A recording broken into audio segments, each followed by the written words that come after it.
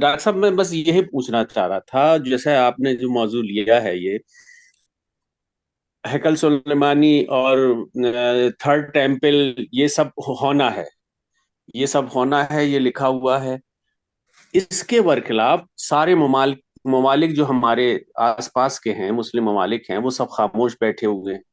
تو ہم لوگ صرف کیا کریں؟ صرف نماز پڑھیں، اس میں دعائیں کریں ان کے لیے، بس اتنا ہی کریں؟ یا اور بھی کچھ اس کی تجویز ہے؟ اور بھی کیا کر سکتے ہیں؟ اب ہمارے اتنے ممالک ہیں، اس ٹائم کوئی کچھ نہیں بول رہا، جبکہ وہاں کیا حالات ہیں یہ سب کے سامنے۔ تو ذرا سی اس پہ روشنی ڈالیے، ہم لوگ کیا کریں؟ ہم لوگ صرف دعاؤں پہ توکل کر کے بیٹھ جائیں؟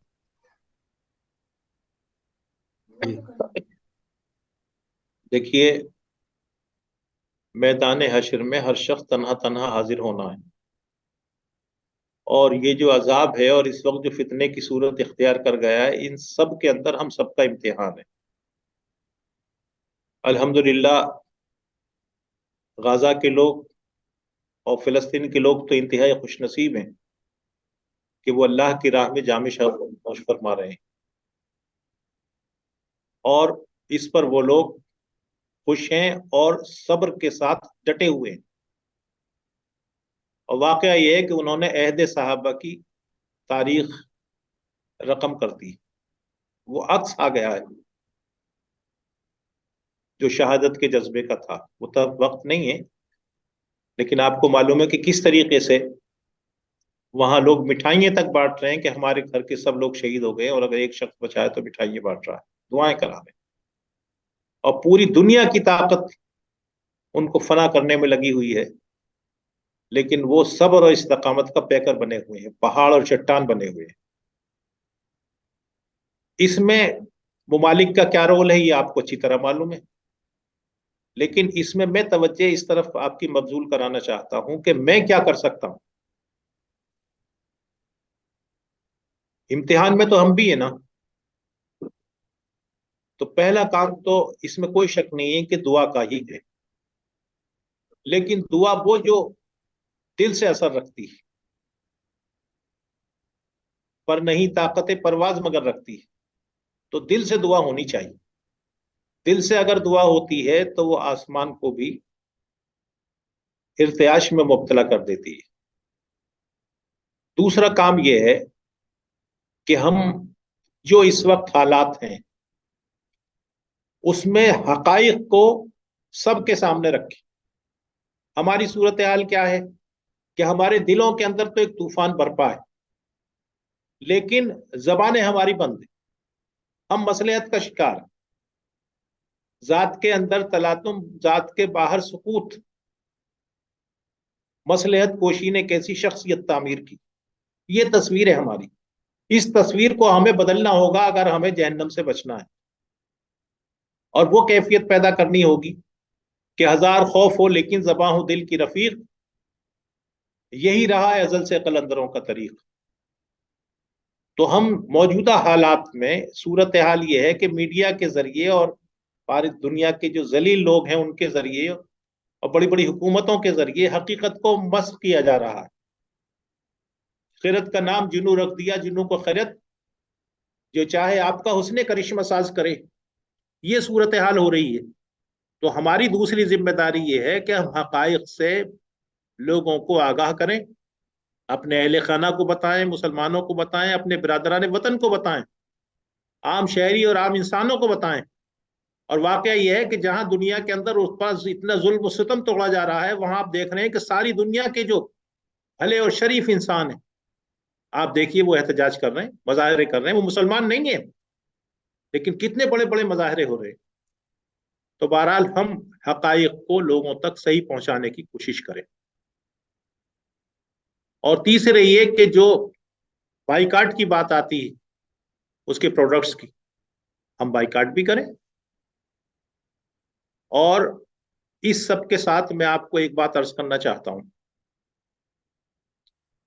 کہ ہم اپنی نیتوں کا بھی جائزہ لیں،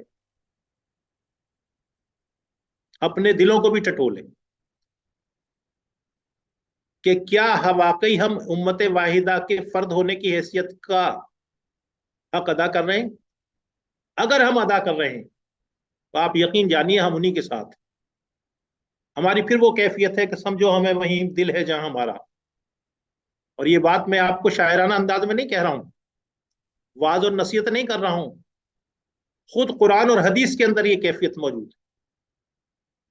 اللہ کے رسول صلی اللہ علیہ وسلم نے جب غزوہ تبوک سے واپس ہو رہے تھے تو صحابہ سے کہا کہ بعض لوگ ایسے ہیں کہ مدینے میں رہ گئے ہیں لیکن جس وادی سے ہم گزرتے ہیں اس وادی سے ہمارے ساتھ، جہاں ہم کوچ کرتے ہیں وہ ہمارے ساتھ کوچ کرتے ہیں. تو صحابہ نے اللہ کے رسول صلی اللہ علیہ وسلم نے حیرت سے پوچھا، اللہ کے رسول صلی اللہ علیہ وسلم کیا مدینے میں رہتے ہوئے؟ اللہ کے رسول صلی اللہ علیہ وسلم نے فرمایا کہ ہاں مدینے میں رہتے ہوئے. وہ آنا چاہتے تھے لیکن واقعی وہ مجبور تھے. تو ہمارے ساتھ وہ جن مراحل سے ہم گزر رہے ہیں ہمارے ساتھ گزر رہے ہیں. اور اس پر قرآن نے تبصرہ کیا، سورہ توبہ کی آیت 92 آپ پڑھیے. اللہ تعالیٰ نے فرمایا کہ وہاں کوئی اعتراض کا موقع نہیں ہے ان لوگوں کو جو لوگ تمہارے پاس آئے اور تم سے کہا کہ ہم جہاد میں جانا چاہتے ہیں اور ہمیں سواریاں مہم عطا کر دی جائیں. چونکہ اس وقت جو جنگ تھی اللہ کے رسول صلی اللہ علیہ وسلم کی، وہ جس طریقے سے آج سپر پاور امریکہ ہے اسی طریقے سے روم تھا. 2 لاکھ اسٹینڈنگ آرمی تھی اس وقت، اور صحابہ کرام عوام تھے نا، یہ تو کوئی اس طرح کی فوج تو نہیں تھی. 30,000 تھے اور 30,000 میں 10,000 پر سواریاں تھیں اور 20,000 پر سواریاں ہی نہیں تھی. تو ان لوگوں نے کہا، غریب لوگ تھے، کہ اللہ کے رسول صلی اللہ علیہ وسلم ہمیں سواری مہیا کرا دی جائے، ہم بھی آپ کے ساتھ جانا چاہتے ہیں. تو اللہ کے رسول صلی اللہ علیہ وسلم نے فرمایا کہ بھئی میں تو مجبور ہوں، میرے پاس تو یہ وسائل ذرائع نہیں ہیں. تو قرآن کہتا ہے کہ اس کے بعد وہ جب واپس لوٹے تھے ان کا حال یہ تھا کہ ان کی آنکھوں سے آنسو جاری تھے اور انہیں اس بات پر انتہائی رنج تھا کہ وہ اپنے خرچے پر جہاد میں شریک نہیں ہو سکتے. تو اگر واقعتاً ہمارا دل مظلوموں کے ساتھ اور ظالموں کے خلاف ہے تو ہم انہی کے ساتھ. ان اللہ علیم بذات صدور، اللہ دلوں کے چھپے ہوئے راز سے واقف ہے، وہ جانتا ہے کہ ہمارے دلوں میں کیا ہے. اگر ہمارے دلوں میں یہی ہے اور ہم واقعی مجبور ہیں تو اللہ تعالی ہمیں اس کا اجر عطا کرے گا. تو یہ کام ہم کر سکتے ہیں اور یہی کرنے کے کام. یہ آج کا پروگرام جو ہے وہ بھی اسی لیے ہے، ہم مختلف مقامات پر لوگوں کو متوجہ کر سکتے ہیں، حالات سے آگاہ کر سکتے ہیں، ان کے لیے جو مدد ہو وہ کر سکتے ہیں، وہ کرنا چاہیے جس حال میں ہم ہیں. ہم وہ کام اگر نہیں کر سکتے ہیں تو اللہ تعالیٰ نے ہمیں اس کو معاف بھی کیا ہے. لا یکلف اللہ نفسا الا وسعها، اللہ کسی متنفس پر اس کی جان سے زیادہ اس کی حیثیت سے زیادہ بوجھ رکھتا ہی نہیں. لیکن یہ وہ تمام کام ہے کہ یہ کام کرتے ہوئے ہم ان کے شانہ بشانہ ہو سکتے ہیں اور اللہ ہمارے گناہوں کو معاف کر سکتے ہیں. جی